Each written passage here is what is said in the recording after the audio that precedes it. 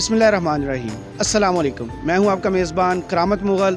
आज हम हैं ब्लू एरिया में खैबर प्लाज़ा के बाहर और एक और मैकरोनी बॉय ऑफ इस्लामाबाद आपके लिए लेके आए हैं। हमारे साथ हैं मोहम्मद साद। उनकी क्या स्टोरी है आइए आप उनसे जानते हैं। अस्सलाम वालेकुम। वालेकुम सलाम। साद, आप कब से यहाँ पे मैकरोनीस बेच रहे हैं और इसको बेचने की आपको ज़रूरत पेश क्यों आई? सबसे पहले तो मैं बताऊंगा कि मैं अल्हम्दुलिल्लाह BSIT डिग्री होल्डर हूँ। इस्लामाबाद रावलपिंडी की एक मैंने बहुत अच्छी यूनिवर्सिटी से डिग्री 2020 में कंप्लीट की थी। उसके बाद जिस तरह हर एक स्टूडेंट का ख्वाब होता है कि एक अच्छी जगह जॉब होगी, मेरे भी उसी तरह के ख्वाब थे। खैर डिग्री के बाद मैंने जब जॉब स्टार्ट की तो जिस तरह कि आपको पता है कि आजकल मैक्सिमम 25 to 30,000 स्टार्ट में इससे ज़्यादा जॉब नहीं लगती। तो मैंने भी एक जगह जॉब स्टार्ट की। तो उसके बाद इसमें घर चलाना मेरे लिए मुश्किल हो रहा था क्योंकि डिग्री के बाद मेरी शादी हो गई थी और आपको पता है 25 to 30,000 में आजकल के ज़माने में घर चलाना एक इम्पॉसिबल सी बात हो गई है। तो 6 मंथ का मेरा कॉन्ट्रैक्ट था, तो आफ्टर 2 मंथ्स मैंने जॉब को क्विट किया और उसके बाद जो है फिर मैंने स्टार्ट में बिरयानी स्टार्ट की। तो फिर मैंने 8-10 दिन के बाद देखा बिरयानी बहुत सारे लोग गाड़ी में सेल कर रहे हैं। ये लास्ट अगस्त की बात है, अगस्त 2021 की बात है। तो फिर मैंने मैकरोनीस के ऊपर शिफ्ट किया और तकरीबन मुझे अल्हम्दुलिल्लाह मोर देन 5 मंथ्स हो गए और मैं मैकरोनीस सेल कर रहा हूँ। जो मैं जॉब से कमा रहा था अल्हम्दुलिल्लाह उससे मैं कुछ ज़्यादा ही इससे कमा रहा हूँ। तो इस्लामाबाद में ये जो फूड ऑन व्हील्स का आइडिया आया है, ये आपने किसी को देख के स्टार्ट किया था या आपको पहले से जॉब के दौरान आपने देख लिया था कि यार अगर जॉब मैं छोड़ूं तो ये काम मैं कर सकता हूं ज़हन में? बेसिकली जब मैंने जॉब छोड़ी उस टाइम मैंने कुछ अर्सा जिस तरह ये बाइक राइडर्स एक कंपनी के साथ मैंने वहाँ पे काम किया। अब ज़ाहिर बात है कि कुछ ना कुछ तो मैंने करना था घर चलाने के लिए। मैं कुछ दिन मैंने बाइक राइडर्स का काम किया। तो फिर अचानक मेरी नज़रों से एक वीडियो गुजरी। एक अंकल जो है वेल एजुकेटेड अंकल, एक गाड़ी में इसी तरह बिल्कुल आप सही पहुँचे हैं। वो गाड़ी में बिरयानी सेल कर रहे थे। तो बस बैठे बैठे खाने के टेबल पे बैठे हुए थे फैमिली वगैरह। तो मेरे वालिद साहब ने कहा कि यार ये बंदा काम कर सकता है तो हम क्यों नहीं कर सकते। तो बस एकदम से मेरे जहन में क्लिक हुआ। तो बस स्टार्ट में मैंने इसी तरह बिरयानी से स्टार्ट किया। पहले दूसरी गाड़ी थी, घर में एक ही गाड़ी थी। वालिद साहब ने कहा अगर तुम वाकई वेल हो तो बाकी अगर तुम करना चाहते हो तो गाड़ी ले जाओ। तो स्टार्ट में तकरीबन 1.5 माह मैंने दूसरी गाड़ी में काम किया। तो उसके बाद जब मेरे अब्बू ने देखा कि इसका ज़रा सा काम चलना शुरू हुआ, थोड़ा सा अपने पाँव पे खड़ा होना शुरू हुआ, तो बस फिर उन्होंने मुझे गाड़ी भी लेके दी कि अब अपनी गाड़ी पकड़ो और अपनी गाड़ी पे काम करो। तो अल्हम्दुलिल्लाह मेरी सारी फैमिली मेरी सपोर्ट कर रही है। ये मेरी मिसेज़ और अम्मी छोटी सिस्टर वो बनाने में मेरी मदद करती हैं। बाकी शाम के टाइम मेरा छोटा भाई है, वो एक जगह जॉब कर रहा है। शाम के टाइम इसी तरीके से मेरे साथ आ जाता है और मेरे साथ मिल के जो है मैकरोनीज़ ही सेल करता है। साथ BS ऑनर्स की डिग्री आपने IT में ली। IT का दौर है ये। बिल्कुल। इसमें जॉब हासिल करना मेरे ख्याल में जो हम जानते हैं कोई इतना मुश्किल काम नहीं। आपने जॉब दोबारा ट्राई क्यों नहीं की और पास्ते को प्रेफर या मैकरोनीज़ को प्रेफर बेचना इधर क्यों किया? जॉब छोड़ने के बाद जिस तरह मैंने आपको बताया कि मैं जब राइडर का काम बाइक राइडर का काम कर रहा था, साथ साथ मैं काफ़ी जगहों पे अप्लाई भी कर रहा था कि शायद कहीं ना कहीं जॉब हो जाए। लेकिन जिस टाइम मैंने ये स्टार्ट की, बीच में मैंने अचानक से ये स्टार्ट करनी शुरू कर दी। तो उसके बाद जब मैं यहाँ पे आके खड़ा होना शुरू हुआ तो मुझे बहुत सारी कंपनियों से बहुत अच्छे पैकेजेस में ऑफ़र्स भी हुई। लेकिन फिर मैं एक स्टेप ले चुका था और मुझे मज़ा आने लग गया था क्योंकि अपना काम था। तो फिर मैंने रिजेक्ट कर दी। मैंने कहा कि जिस टाइम मुझे ज़रूरत थी उस टाइम मुझे कोई कहीं पे मिल नहीं रही थी, कोई हाथ नहीं पकड़ा रहा था। अब मैं एक स्टेप ले चुका हूँ तो अब मुझे बहुत जगहों से ऑफ़र्स आनी शुरू हो गई हैं। अल्हम्दुलिल्लाह बहुत अच्छी कंपनियों से मुझे ऑफ़र्स आई।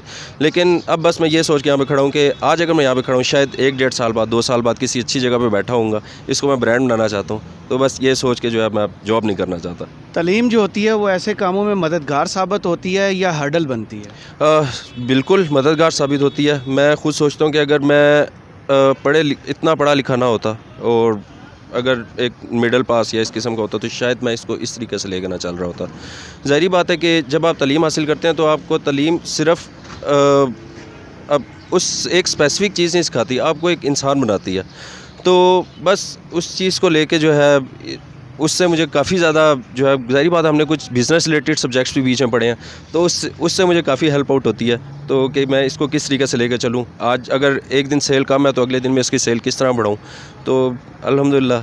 तो जब मौसम ख़राब होता है इस्लामाबाद का तो अक्सर बारिश वगैरह रहती है, जब बारिश वगैरह होती है तो फिर आप क्या करते हैं? छुट्टी कर लेते हैं?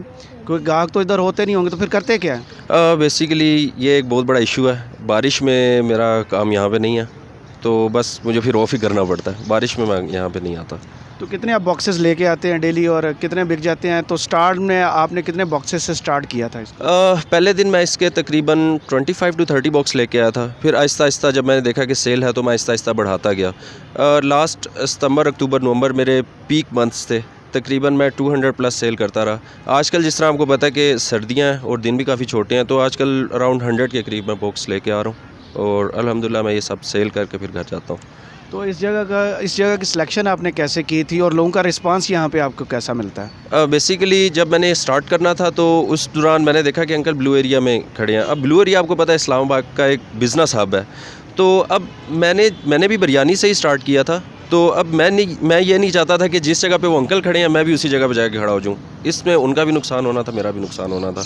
तो फिर मैंने थोड़ा सा रिसर्च वगैरह किया, तो मैंने देखा यहाँ पे ये जिस जगह पे मैं खड़ा हूँ इस जगह पे काफ़ी लोगों की चहल पहल है, तो फिर मैंने यहाँ पे लाके गाड़ी खड़ी करनी शुरू कर दी और अल्हम्दुलिल्लाह यहाँ पे मेरे काफ़ी सारे परमानेंट कस्टमर्स बन गए हैं और काफ़ी सारे बनते भी जा रहे हैं, तो अल्हम्दुलिल्लाह यहाँ पे मुझे रिस्पांस बहुत अच्छा है। इन 5 माह में आपको ब्लू एरिया से, वहाँ से बिरयानी से लेकर ये मैक्रोनीस भेजते तक किन मुश्किलात का सामना करना पड़ा? बेसिकली मुझे कोई बड़ी मुश्किलात का तो नहीं सामना करना पड़ा, बस बीच में बाज़ दफ़ा जो है ये जो आपके CDA या इस तरीके के जो यहाँ पे जो रिक्रूटमेंट्स वगैरह हटाते हैं वो बाज़ दफ़ा मुझे सॉरी जो इंक्रोचमेंट वगैरह जो हटाते हैं, तो बाज़ दफ़ा वो मुझे कहते हैं, लेकिन अब मैं इसको भी एक तरह लीगली लेकर चलना चाह रहा हूँ। मैं कुछ CDA वगैरह में अप्रोच कर रहा हूँ कि मेरा कोई पास वगैरह बन जाए, क्योंकि इस लाइसेंस मेरे हाल में होता है फूड एंड व्हील्स का इस्लामाबाद में। बिल्कुल, मैं बस वही चाह रहा हूँ कि मेरा बन जाए, क्योंकि मैंने जो अगला 1-1.5 साल इस तरह सड़कों के ऊपर गुजारना है तो वो मैं इजीली गुजार सकूँ, क्योंकि आगे मेरा मुस्तकिल इस तरीके का प्लान नहीं है, मेरा इसको एक ब्रांड बनाने का प्लान है। तो जो लड़के अभी पढ़ रहे हैं, जॉब की तलाश में होते हैं, मायूसी का शिकार होते हैं, उनको आप क्या मशवरा देना चाहेंगे कि 10 बॉक्सेस बनाएं और कहीं भी खड़े होकर बेचना शुरू कर दें या जॉब पे अपनी किस्मत का वेट करें? सबसे पहले जब आप अपनी पढ़ाई मुकम्मल कर चुके हैं तो मेरा ख़्याल है कि आपको, अगर आपका बिज़नेस से थोड़ा सा अगर आप दूर हैं तो आपको जॉब की तरफ ही देखना चाहिए। लेकिन अगर आप जॉब अप्लाई कर करके तंग आ चुके हैं तो फिर आपको कुछ ना कुछ सोचना चाहिए कि कोई छोटे से लेवल पे मैं स्टार्ट करूं। ज़रूरी नहीं आप फूड के ऊपर ही आएँ, और बेशुमार यहाँ पे अपॉर्चुनिटीज़ हैं, इलेक्ट्रॉनिक्स का काम है और बेशुमार काम है, तो आप उसके लिए तो सरमाया नहीं चाहिए होगा। छोटे लेवल से आप स्टार्ट कर सकते हैं। मैं अब गिनवाना शुरू करूँ तो बहुत छोटे लेवल से भी इलेक्ट्रॉनिक्स का काम स्टार्ट हो सकता है, तो आप किसी और चीज़ में बेशक स्टार्ट कर दें, लेकिन आप कुछ स्टार्ट करें। कोई अपने हाथ पाँव चलाएँगे ऐसे घर बैठ के तो आपको कोई आपको नहीं पालेगा। अगर आप हाथ पाँव चलाएँगे तो इंशाल्लाह अल्लाह भी आपका साथ देगा। बहुत शुक्रिया साद। तो आपने मोहम्मद साद की गुफ्तगू सुनी। BSIT में इन्होंने डिग्री ली हुई है और अब ये यहाँ पे मैक्रोनीस बेच रहे हैं और अल्लाह का शुक्र अदा कर रहे हैं कि रिज़्क़ हलाल कमा रहे हैं और दूसरों के लिए एक मिसाल भी बन रहे हैं। अपने मेज़बान करामत मुग़ल को इजाज़त दीजिए। अल्लाह हाफ़िज़।